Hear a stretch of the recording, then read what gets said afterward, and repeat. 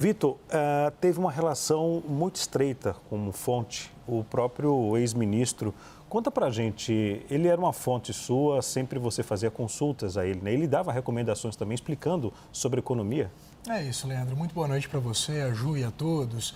Leandro era um homem, né, que participou ativamente de muitos períodos da história brasileira, tanto, evidentemente, como ministro, né, como membro do poder público, mas também como consultor e conselheiro dos diversos presidentes desde então, né? Delfim Neto era conselheiro do presidente Lula, também do ex-presidente Michel Temer, conversava muito com membros do governo de Jair Bolsonaro e também com a ex-presidente Dilma Rousseff.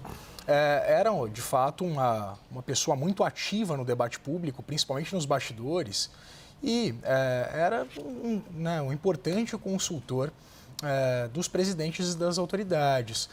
Delfim, uma vez me recebeu no escritório dele, no Pacaembu, aqui em São Paulo, e fez, inclusive, uma ponte importante entre mim e um membro da então gestão de Jair Bolsonaro, mostrando exatamente a sua presença como esse conselheiro, como esse consultor importante. Mas ele não deixava de ser uma figura que tinha, inclusive, uma fala muito ácida, vamos dizer assim.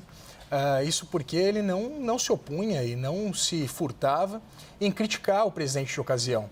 Eu lembro uma vez, Leandro, que fazendo uma reportagem para a Veja, né, onde eu trabalhava, para a revista Veja, ele foi muito duro em relação ao ex-presidente Jair Bolsonaro, falando que o Brasil não crescia e, enquanto isso, o presidente andava de motocicleta, né, em referência às motociatas. Mas Delfim Neto era, de fato, uma figura muito importante e muito respeitada por parte da classe política e tinha, sim, um trânsito muito importante. Era uma figura controvertida, participou, inclusive, como ministro, foi ministro desde 67, durante a ditadura militar, então era uma figura bastante discutível, exatamente por sua atuação. Inclusive, foi um dos homens, né, um dos ministros que assinou o ato institucional número 5, que foi o mais duro da ditadura, responsável por dar poderes ao Estado para censurar jornalistas e perseguir opositores políticos. Disse numa entrevista recente, inclusive, que não se arrependia da decisão de assinar o AI-5, mas desde então passou por uma metamorfose e virou esse importante consultor da classe política, inclusive de presidentes da República. Desde 2021, Leandro, ele, né, com uma idade já avançada, se isolou.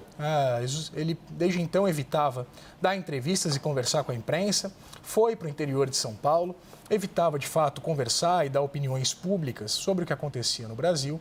Em 2021 foi a última vez em que conversamos, quando ele falou, inclusive, sobre as perspectivas eleitorais, disse nessa ocasião que o presidente Lula deveria vencer as eleições no primeiro turno, mas desde então ele se afastou do debate público, exatamente por causa da idade avançada, e evitava, né, dar suas opiniões como dava anteriormente. Então, Delfim Neto deixa esse legado como uma figura importante da história do Brasil e também uma figura muito discutível, cuja atuação é discutível, mas sempre com uma sabedoria gigantesca, né, uma cultura que realmente era de se impressionar, e um trato pessoal também muito louvável, sempre uma figura muito doce, muito respeitosa e uma figura que, de fato, faz falta, no mínimo, para o debate público do país, como um grande pensador que ele foi.